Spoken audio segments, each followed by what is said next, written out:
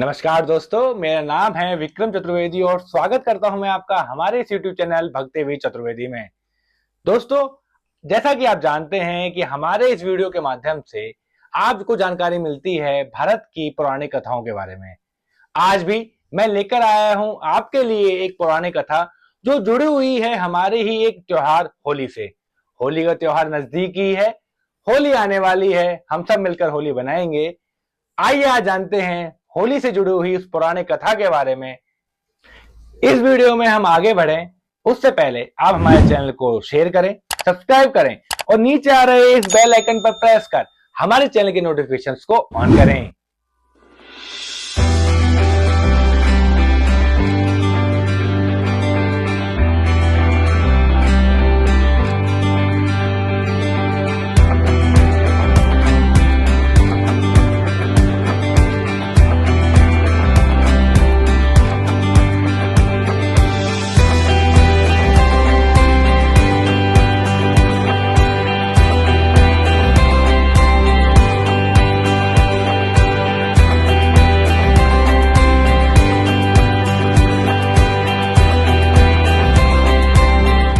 दोस्तों, रंगों का त्योहार होली केवल हर्ष और उल्लास तक सीमित नहीं है।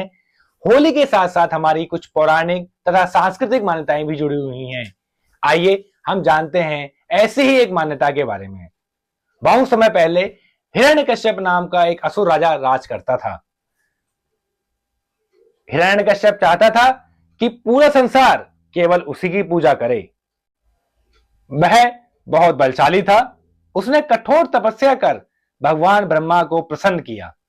भगवान ब्रह्मा ने उसकी तपस्या से प्रसन्न होकर उसे एक विशेष वरदान दिया। उस वरदान के अनुसार हिरण्यकश्यप को ना कोई मानव मार सकता था, ना कोई देवता। ना दिन में मर सकता था वो, ना वो रात में। ना वो घर के अंदर मारा जा सकता था, ना घर के बाहर। ना किसी अस्त्र से उसकी मृत्यु होगी, ना किसी शस्त्र से। इस वरदान से उसे अजय होने का घमंड हो गया था और उसने स्वयं को भगवान मानना शुरू कर दिया था। हिरण्यकश्यप चाहता था कि पूरा संसार केवल उसी की पूजा करे, लेकिन उसका अपना बेटा प्रहलाद भगवान विष्णु का परम भक्त था। यह बात हिरण्यकश्यप को बिल्कुल सहन नहीं थी। प्रहलाद एक धर्मपरायण बालक था जो हमेशा भगवान विष्णु की भक्ति में ही लीन रहता था। उसके शिक्षक जब भी उसे हिरण्यकश्यप की पूजा करने के लिए कहते, प्रहलाद हमेशा उनसे कहता कि संसार का असली स्वामी तो भगवान विष्णु हैं, मैं उन्हीं की भक्ति करूंगा। यह सुनकर हिरण्यकश्यप को बहुत क्रोध आया। उन्होंने प्रहलाद को कई बार धमकाया, लेकिन प्रहलाद अपनी भक्ति से बिल्कुल भी नहीं डिगा। तब हिरण्यकश्यप ने जानबूझकर प्रहलाद को कई बार जान से मारने के प्रयास किए, लेकिन भगवान विष्णु की भक्ति में चित भक्त प्रहलाद को कोई भी बाल बांका ना कर सका। आखिर में सभी तरीके से पराजय झेलकर हिरण्यकश्यप ने अपनी बहन होलिका की मदद ली। होलिका, जिनको वरदान था कि अग्नि से भी उनकी कोई हानि नहीं होगी, मतलब अगर वो अग्नि में भी बैठ जाएं तो अग्नि उनका कुछ नहीं बिगाड़ेंगी, वो अग्नि में नहीं जलेंगी। उन्होंने प्रहलाद को अपनी गोद में बिठाकर अग्नि में प्रवेश किया, लेकिन भगवान विष्णु की कृपा से प्रहलाद सुरक्षित रहे और होलिका स्वयं जलकर भस्म हो गई। होलिका की मौत की यह घटना ही होलिका दहन का कारण बनी। होलिका दहन जो आज भी हर साल होली से पहले बनाया जाता है, वो होलिका दहन की वजह से ही बनाया जाता है। होलिका की मौत बुराई पर एक सच्चाई की जीत का भी एक बहुत बड़ा उदाहरण है। होलिका की मृत्यु के बाद हिरण्यकश्यप ने प्रहलाद से बोला, अगर तुम्हारे विष्णु सच में भगवान हैं तो वो कहां हैं? क्या वो हर जगह हैं? प्रहलाद ने बोला, भगवान विष्णु हर जगह हैं, तुम में भी और मुझ में भी, यहां तक कि इस खंबे में भी भगवान विष्णु हैं। प्रहलाद की ऐसी बातें सुनकर हिरण्यकश्यप को बहुत तेज गुस्सा आया। हिरण्यकश्यप ने गुस्से में वहां पर स्थित एक खंबे में जोर से प्रहार किया। खंबे में प्रहार करते ही उस खंबे के अंदर से भगवान नरसिंह के रूप में प्रकट हुए। भगवान नरसिंह आधे मानव और आधे सिंह के रूप में भरी सभा में प्रकट हुए थे। भगवान नरसिंह ने हिरण्यकश्यप को शाम के समय महल के द्वार पर ले जाकर अपने पैरों पे रख के अपने नाखूनों से उसका वध कर दिया। जैसा कि मैंने आपको इस वीडियो के स्टार्टिंग में ही बताया था, हिरण्यकश्यप को वरदान प्राप्त था। ना उसको दिन में मारा जा सकता था, ना रात में मारा जा सकता था, ना उसे घर के अंदर मार सकते थे, ना घर के बाहर मार सकते थे, ना किसी शस्त्र से उसकी मौत हो सकती थी, ना किसी अस्त्र से। इसीलिए भगवान नरसिंह ने आधा मानव और आधा सिंह का शरीर लिया। समय चुना शाम का, जब ना तो दिन होता है ना रात होती है।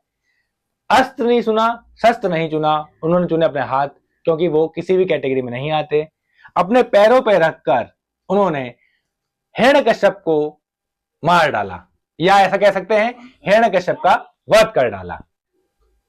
इस प्रकार भगवान विष्णु ने भगवान नरसिंह का अवतार ले अपने परम भक्त प्रहलाद की जान बचाई तथा अधर्म पर धर्म को विजय दिलाई। दोस्तों, भारत एक बहुत बड़ा देश है, या यही कह सकते हैं भारत विविधताओं का देश है। भारत के हर कोने में होली मनाई जाती है और उनको मनाने का अपना अपना एक अलग तरीका है।